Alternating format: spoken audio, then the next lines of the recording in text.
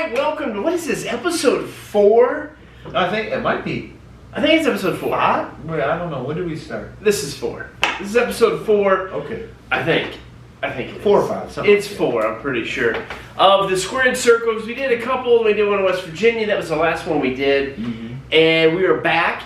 And usually, if you've been tuning in for these, we usually do them on Monday. Mm-hmm. We opted not to do this past one Monday, and yet we did it today on Wednesday. The reason we are doing that is because we're not going to do one on Labor Day. Because a couple reasons. We have Clash at the Castle this weekend, All Out, Worlds Collide. We're going to do a match prediction for every single one of those, each one of those. And so it's kind of an oversaturation of wrestling on this channel. Yeah. Plus, we got a lot planned for this weekend. We got a lot of stuff planned for Labor Day weekend. We're going to be filming and documenting the entire weekend. And so we might not get a chance to maybe watch all these events in their entirety. We're probably not going to watch All Out anyway. Mm-hmm. But this weekend sort of brings me back to this time last year. Because last year, it was about a week or so before. But it was a weekend, and we did a Friday, Saturday, Sunday prediction show. Today we'll be probably be doing Clash of the Castle on Friday. Yeah, All Out Saturday. All Out Saturday, and then Worlds Collide Sunday. Yeah, that's the plan. That's 3 nights. And last year we did the same thing on SummerSlam weekend, where they had a very historical weekend. Okay. The first dance, CM Punk made his return. The final NXT TakeOver in 1.0, which is definitely a lot better than 2.0. Well, that's for sure. Yeah. But we're going to be doing... And also SummerSlam, but nothing really great happened that night. Yeah, unlike this year's SummerSlam, which was pretty good. Yeah. But we're going to be... So we're not going to be getting really deep into those pay-per-views on this particular broadcast, because we're going to be focusing more on each one of those on Friday, Saturday, and Sunday of this weekend. But we wanted to come on here today to talk about this week in wrestling. Ethan, start us out, like, the whole last week, what kind of stands out for you? What stands out the biggest? Well, I would say the biggest thing that happened this last week was Dynamite this Wednesday in Cleveland. The squash greatest main event, pay-per-view main event. That's what they said the week before. Not a pay-per-view main event. The greatest Dynamite main event. Not a Dynamite main event. Oh, maybe the greatest Dynamite match. Not even close. Not even on the same CM night. Punk versus Jon Moxley, 2 megastars in the world of wrestling today, with one of the worst title matches I've ever seen in my life, and one of the worst matches in general because of how short it was. Yeah, let's elaborate on that. Yeah, well, here's the thing, I'm really confused. We have been the biggest proponents or fans or supporters of AEW the last 2 years, last 2.5 years, 3 years. WWE has not come close to it. And we'll put the Triple H stuff aside and all how the changes and how we're very excited about those. But just looking at the last 2 years, we've been AEW guys. We've been rooting for them.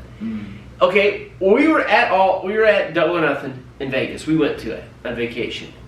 And the whole MJF stuff, we heard the day before the MJF had missed some of his signings, and then he did the squash match with Wardlow, and then he was gone. And we said, well, this is going to be a storyline, which we're still not sure.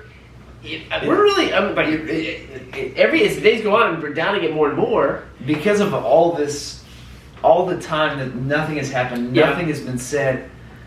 And then there's been rumors of his return, but that didn't happen. And then Punk did get injured. He missed most of the summer. So I always kind of felt MJF was going to come back and set up for that match at the pay-per-view, but that didn't happen. And then we're going to get Moxley, who's the interim champion, versus Punk, which is a decent match. And then literally Excalibur, who I love, best announcer wrestling right now, he said, this could be the greatest match in pay-per-view history for AEW. They gave it away free, and then it was a squash. I don't understand this. I'm losing a little faith in Tony Khan and what is going on at AEW. Here's what I think. There's a few different explanations. One thing could be, think about this. Excalibur said the greatest main event in AEW pay-per-view history will be at All Out later that night, they announced it's going to be on Dynamite. Yeah. Did they really know at the beginning of the night that it was going to be on Dynamite? I'm not sure. I got a feeling that either a few different things happened. One thing was what had been said about backstage arguments between CM Punk and Hangman Adam Page. Yeah. They're going to put this match on there, and what we heard was that because they weren't sure if CM Punk was even going to be there until All Out. Yeah. Another thing is what they've been playing out on Dynamite and Rampage this past week is that CM Punk is still injured, or that he is now worsened. Do you believe that? I don't know, because here's the thing: if CM Punk was walking out, if he was going to leave, why in the world would there be a segment on Rampage of him talking about it, where they mention his injury? It's true. And they're playing it off like he got injured instead of just letting him just leave. If they really were on such bad terms with him and everything was going wrong and he was just going to leave, they're not just going to pretend like it was an injury that he couldn't fight through. So could it possibly be he, maybe not in the match, but he literally realized, I need to have this match on Dynamite because I'm not ready to put on a full-length, longer pay-per-view main event level match. He had to have a match like that because they needed to pass the belt on until he came back later, maybe to get it back, just because it was longer than they expected. I don't like the interim thing anyway. I don't like the interim championship. It was all right when they had it once with Sammy Guevara, but why do they need to do it again? And now they're going to do it again at All Out, the women's interim championship. I don't like it at all. When I saw the squash, Ethan, when I saw, because I thought a week or so ago, well, Punk's going to win. He's going to be the official champion. He didn't really get a reign. No. And then we're going to see maybe MJF come out. We wanted to go last week to Cleveland, but we'd already been to 2 events this year, and things were busy. And I said, we're just not going to go this time. We're glad we didn't, because especially because of the squash. We talked to somebody this weekend that had a good time there, but it was they're really disappointed. The main event was awesome. We'll get to that. Yeah. But when I saw that happen, I saw it's one of 4 things. Either the first thing I thought is, okay, there is some trouble with Punk, and he's gone. He's going to bail out because they just squashed him on television in his world title reign. That's the first thing I thought. Or maybe he really is hurt. Maybe he's still not ready. Like you said, he's not ready for pay-per-view. That could be a possibility. Or there's going to be some amazing storyline that Tony Khan's working up that's going to blow our mind. Somehow MJF's going to come on, and they're going to do the Hangman Adam Page thing, and there's something there. Or AEW is kind of a rocky road. I don't think they have a lot of direction. And there's, you hear all the rumors backstage. We're not wrestlers. We don't work for them. We have no idea what's true and what's not.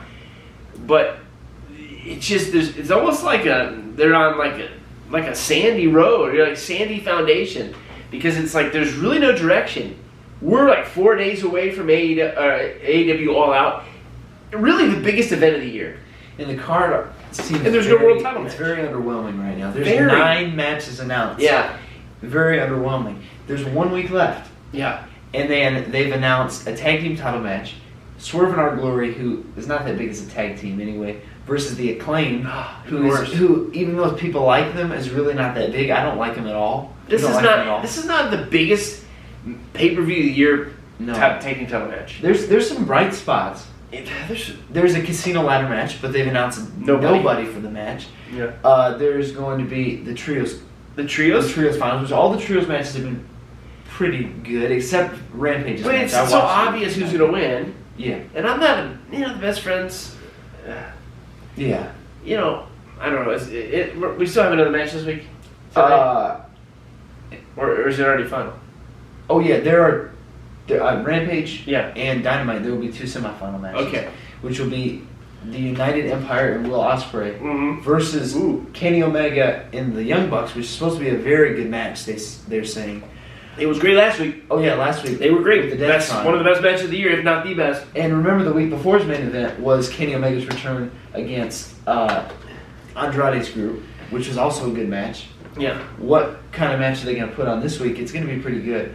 And then on the other side, you have a much more underwhelming side to the Dark Order, who I saw the match. It was not long. There was a distraction from Miro, was the only way that they lost.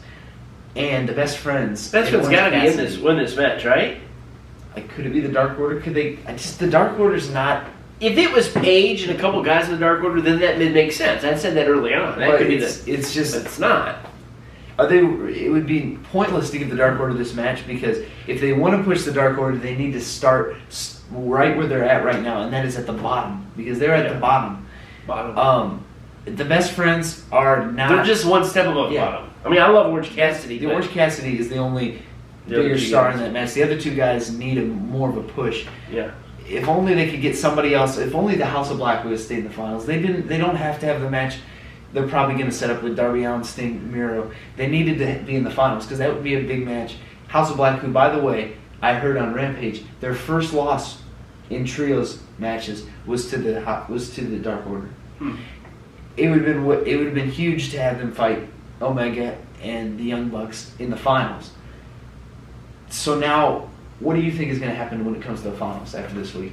Well, it's going to be. I think it'll be the Best Friends, and of course Omega and the Bucks. And the Bucks, that's guaranteed to win. That's why, as soon as they were announced in there, and then we found out Cole and his guys weren't ready to get back. It's like, well, they're going to win. It's just it's locked, and And then I thought maybe they'll give it to the House of Black. Because you got these guys, these what I would call WWE guys that I've heard that are unhappy. Malachi, Andrade, Miro. I'm not doing anything with them. It'd be great to give them the trios belts. I understand Omega coming back and the Bucks are very popular and well-deserving, but this card is very underwhelming. Will they even be a world title match? I don't know. Maybe Punk's going to be ready. They're going to have the rematch. But why? Now, how about this? Let's give some speculation. Who do you think is going to fill the 7 spots of the Casino Ladder match? And most importantly, who do you think will fill in the spot of the Joker? No clue. I have no idea. They have not announced one name. You think it's the people who aren't in the card? Yeah, you got somebody like Darby Allin, but I think they'll announce a match tonight, the 6-man tag. So that rules him out of the ladder match. Yeah, and you got somebody like Miro, Andrade. These are guys. All these guys need to be in the Casino Ladder match. Yeah, these are guys that would be perfect. Orange Cassidy. Orange Cassidy. But he's probably going to be in the other match. I don't know. There's not a lot of direction. They've announced Hobbs and Starks. Right? They got a match because those guys could have been. I don't know. I have no idea, and I surely hope Tony Khan knows more than I do when it comes to this card because it's a very weak card. Yeah, Wardlow is not defending the TNT title. He's supposed to be this big dominant champion. They upgraded it a little bit by putting the Motor City Machine Guns in it and taking out Lurch and their manager. But I don't know. We're not buying it. We don't buy the pay-per-views. They've bought some of the DVDs. This is not worth it. But this one wouldn't be worth it at all. We've said this for a couple weeks on this show, Ethan. How the tables have turned. Because 8 weeks ago, we're like, man, WWE, Vince is doing everything wrong. That's what we've been saying for years. It's what we've been saying for years, and we love Vince and all his history, but he's doing everything wrong. Triple H takes over. I always think about like when somebody would take over, when Vince would be done, and I always think, Vince would probably pass away or something. And I'm glad he's still living. Oh yeah, thank you, Lord. Yeah, but it's perfect. It's perfect. It's not perfect for his situation, but in everything that happened. I wish it could have been a better way. I wish he wouldn't have done any of those things. He was never going to just retire gracefully. Yeah, he was either something's going to happen to him, or this going to happen. I wish he would have just had a graceful retirement. Yeah, that would have made all the fans satisfied. I don't think it was going to happen. But either way.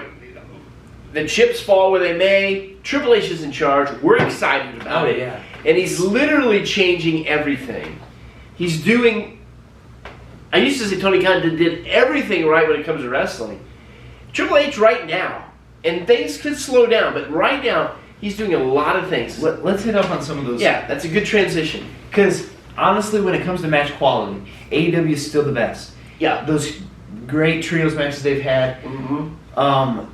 And they're probably still a little better. But when it comes to surprises, when it comes to what's going to happen this week. Unpredictability right now. Unpredictability is Raw. Used to as AEW. Who's going to debut this week? Yeah. What's going to happen? They kind of ran out of people to debut. They don't have anybody left. Raw is now... What's going to happen? The matches are not always the best. But they're better. They are better. The in-ring quality is better. The length of the matches are longer so that they don't have so many unnecessary thousands of matches and segments of talking. They have better, longer matches. Not as many of the wrestlers have been pushed properly over the past years. That's so they're right. not. They're just, to me, some of them. I would rather see some of the AEW wrestlers be in matches instead of them, just because I like them better and they've been in more matches. But they're still doing good. But unpredictability for sure. Let's talk about some of those things that make you want to see what's going to happen with this week on Raw. Well, one of the things that Triple H has done, like we've said it multiple times, he's righting the wrongs. And one of the big things is the stupid name changes. The first name being dropped. And I know they've done this for years. Like Cesaro was like Anthony Cesaro or Antonio. I don't remember his first name. Rusev at one time was Alexander Rusev. So they've done this for years. That's not that bad. And it's not that bad. You kind of get used to it. But then you Riddle, like Matt Riddle. What? This is a dumb name, Riddle. I mean, it's his last name, but for being an only name, it's the Riddler. Yeah, it's goofy. And then Theory, that's even worse. That is terrible. And Murphy. Murphy. They did it for everybody, just about. But now they're changing that. Notice. Yeah, and some of that's okay. I get it. But Matt Riddle's back to Matt Riddle. Austin Theory, I think, is back to Austin Theory. That's a good thing. I still don't like him. I still don't. No, but he's not the worst. If he's not being pushed the way Vince was pushing him as being the greatest, the next best thing, I don't have a problem with him because he's decent. He's a decent wrestler. He's a decent wrestler. But he's not Baron Corbin level. I just don't like him. There's just something wrong. I just don't like him. But at least he's getting his name back. Austin Theory. And we heard Angel Garza. His name's. I don't think it's official yet. So that's one good thing. I think Butch's days are just about over. Oh yeah. We love Pete Dunne. Butch is a terrible name. It's absolutely terrible. Why? Absolutely terrible. I heard it was a joke on one of the Bushwhackers because it was Butch. Did you know that? Yeah, because Rude Tom's real name is Luke, right? Yeah. That's what you said. Yes, I think that's right. Come on, why do you? But why? Why do you have to make that his real name? Why give it to him? He's such a great wrestler. Mm-hmm. So I'm not giving you spoilers out, but Smackdown spoilers have already Smackdowns are recorded for this week. He's wearing a Pete Dunne costume, his gear in that costume. Mm-hmm. I think his name's coming back. It's got to. So that's cool. It's Dexter Loomis. Yeah, he's been back. He's just been popping up. Is he really they don't always talk about him being part of the roster. Yeah, it's unique. It's like he just shows up in the crowd. Security always pulls him away. And then the last couple of weeks, week before last, they had a guy with a mask on or something, and security pulled him away, and you could see him being dragged out in the corner, but it wasn't Dexter Loomis. Yeah. And then there was a guy with this weird mask that was pulling him out with security, and then he come over and revealed himself to be Dexter Loomis. All the security was gone, and he dragged him out. Dragged out Miz. Now I wish Miz wouldn't have been there. I wish they would have continued that. Of course, Miz left, and Loomis was in the back of the car. It was all illuminated. So I don't know where they're going to go with this. I just like it. I like Dexter Loomis. This is interesting. It's not pop up. Some of the dark characters, like Bray Wyatt worked. The House of Black, that works. It just seems real. Judgment Day, not so much. And the Schism or whatever they are in NXT, it's horrible. That's stupid. I hate them. Dexter Loomis he's not on that level because he's kind of a mix of he's like this stalker, but it's also kind of funny. And then the stuff with Indy Hartwell, which he came back to NXT, I love that. I wish he would have been on Raw with them because I liked their they had a wedding. I like that stuff. And he's crazy, but he's funny, and he's likable. I like. He's Loomis. pretty good. Yeah. And you remember at his wedding, he they said, "Do you have any objections?" And some of the people started talking. He pulled his coat up, and there was a big knife in it. Yeah. And they all were quiet. Yeah. So that's great. He's back. Mm-hmm. Of course, Gargano's back. Oh yeah, huge. That was big. Last week, just come out of nowhere. Yeah, I wish he would have been more on Raw this week. It's they just only did an interview segment with him. It's just they just called him and said, "Hey Johnny Gargano, where you at? Oh, I'm right here in Toronto. Oh, how far are you away? Oh, about 10 miles. Hey, you want to show up? All right, come on then." Yeah, as soon as you get here, just walk right in. That's what it seemed like. I thought, like, just coming out of nowhere, at first I thought, wow, that was really underwhelming because it wasn't an awesome moment. And I thought, maybe the crowd really maybe wasn't into it as much, or they were shocked. But then as you watched it back, I think they were into it more than I realized. Mm-hmm. And I think he wanted to be just a complete surprise, and that's exactly what it was. It was just like, the commercial breaks over, and you think what match is going to happen next, and then Gargano's there. And it makes Raw back to like, wow, anything really could happen. Anything, So I like that. I heard Bronson Reed might be coming back. I heard Braun Strowman this week possibly coming back. There's several names of people. Hit Row's back now. Yeah. And so Triple H is doing great, bringing back fan favorites that either were released, or really all these were released for I don't know why. And I think we'll see within the next, I'm going to predict for the next 2 months, Bray Wyatt will be back as well. Yeah, that's the thing. Because last year and earlier this year, we were just talking about all the debuts from all the people moving from WWE to AEW. Now we're thinking about all the people that WWE got rid of. Yeah. That Vince McMahon, for some reason, got rid of all of them. Now they're going to be coming back. And what way are they going to be pushed? People coming from NXT, finally more NXT wrestlers are going to be moved to the main roster than they had before. We already saw Damage Control, which is Bailey and Io Sky and Dakota Kai. Yeah. And then Dexter Loomis is one of them.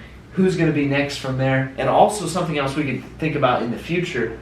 It could be a long ways off because of contracts, but what wrestlers could be coming from AEW to WWE? What about wrestlers who aren't Miro or Malachi Black or Andrade who have been there before? What about people who don't feel like they're being pushed the right way and aren't being pushed the right way in AEW? Darby. And want to go to WWE who've never been there before? That's even bigger. Yeah. It's stuff that this time last year you wouldn't even have. That thought wouldn't even come to your mind because AEW is just so much better. They weren't on the level of popularity as WWE. They're not as big of a company as WWE, but their matches were just so much better.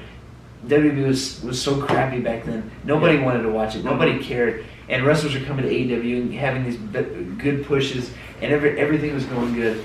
And now it's, like you said, it's kind of switching.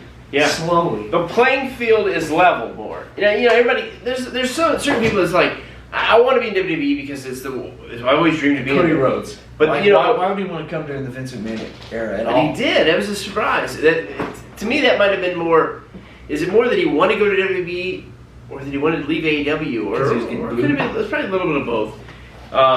So that's exciting. So it's a very exciting time for wrestling right now. There's going to be a lot.